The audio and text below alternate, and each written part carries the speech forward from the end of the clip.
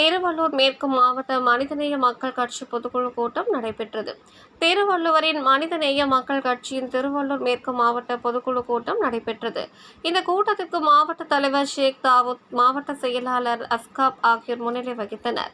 மாநில அமைப்பு செயலாளர் மாயவரம் ஜே அமீன் தலைமை, பிரதிநிதி ஆருண் ரஷீத், மாநில செயற்குழு உறுப்பினர் SD கமருதீன், ஆவடி அஜீஸ் ஆகியோர் கலந்து கொண்டு பேசினர்.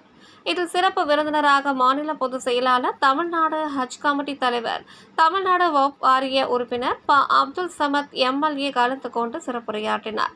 தமிழகத்தில் முஸ்லிம்களுக்கான கல்வி வேலைவாய்ப்பில் 3 விழுக்காடு முத்தமிழ் அறிஞர் கலைஞரால் வழங்கப்பட்டு நடைமுறையில் இருந்து வருகின்றன. இதனை மக்களின் எண்ணிக்கை அடிப்படையில் அதை 7% அதிகரித்து தர வேண்டும்.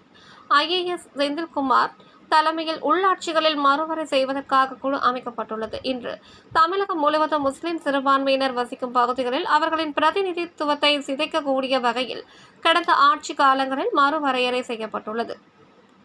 குறிப்பாக ஆம்பூர் 18 வார்டுகளில் வெற்றி பெற்று வந்த நிலையில் அதை 12ஆக குறைக்கப்பட்டுள்ளது. முஸ்லிம் வசிக்கும் பகுதிகளாக மாற்றப்பட்டுள்ளது.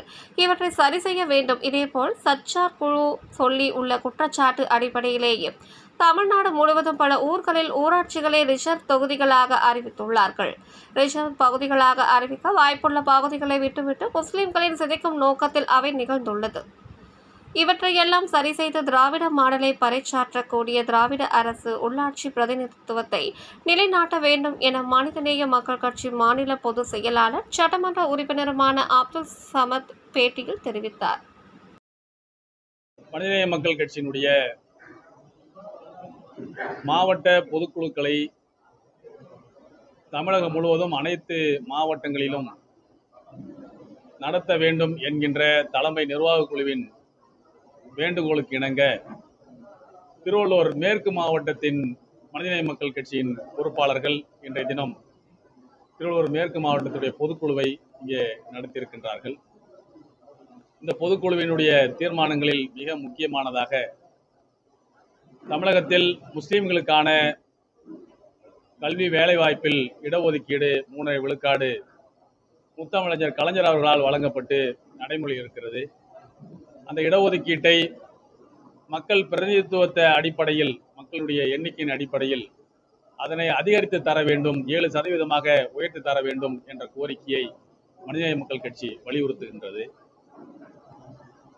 இன்றைக்கு உள்ளாட்சிகளில் மறுவரையறை செய்வதற்காக உயர் திரு செந்தில்குமார் IAS அவர்கள் தலைமையில் ஒரு குழு அமைக்கப்பட்டிருக்கிறது தமிழக அரசால். இன்றைக்கு தமிழ்நாடு முழுக்க முஸ்லிம் சிறுபான்மையினர் வாழக்கூடிய பகுதிகளில் அவருடைய பிரதிநிதித்துவத்தை சிதைக்கக்கூடிய வகையில் கடந்த ஆட்சி காலங்களில் மறுவரையறை செய்யப்பட்டிருக்கிறது. குறிப்பாக ஆம்பூர் நகரத்தில் 18 வார்டுகளில் வெற்றி பெற்று வந்த முஸ்லிம் சிறுபான்மையினுடைய எண்ணிக்கை 12ஆக குறைக்கப்பட்டிருக்கிறது. முஸ்லிம் வாக்காளர்கள் அதிகமான வாக்காளர்களை கொண்ட வார்டுகளாக மாற்றப்பட்டிருக்கிறது. இதையெல்லாம் சரி செய்ய வேண்டும். அதே போன்று சச்சார் குழு சொல்லியிருக்கூடிய குற்றச்சாட்டு அடிப்படையிலேயே தமிழ்நாட்டிலேயும் பல ஊர்களில் ஊராட்சிகளை ரிசர்வ் தொகுதிகளாக அறிவித்திருக்கின்றார்கள். ரிசர்வ் தொகுதிகளாக அறிவிப்பதற்கு வாய்ப்புள்ள பகுதிகளை விட்டுவிட்டு முஸ்லீம்களுடைய பிரதிநிதித்துவத்தை சிதைக்கக்கூடிய வகையில் கடந்த ஆட்சி காலத்தில் அந்த நிகழ்வும் நடந்திருக்கிறது. எனவே இதையெல்லாம் சரி செய்து சமூக நீதியை பறைசாற்றக்கூடிய திராவிட மாடல் அரசு சிறுபான்மை மக்களினுடைய உள்ளாட்சி அரசியல் பிரதிநிதித்துவத்தை நிலைநாட்ட வேண்டும் என்று மனிதநேய மக்கள் கட்சியின் சார்பில் கேட்டுக்கொள்கின்றோம். கடந்த 18ஆம் தேதி திருச்சியிலே கூடிய மனிதநேய மக்கள் கட்சியினுடைய இளைஞரணியின் செயற்குழுவில் தமிழகத்தில் போதை நடமாட்டம் அதிகரித்திருப்பதும் அது இளைஞருடைய வாழ்வை சீரழிப்பதையும் இன்றைக்கு நாம் கண்கூடாக பார்த்து கொண்டிருக்கிறோம்.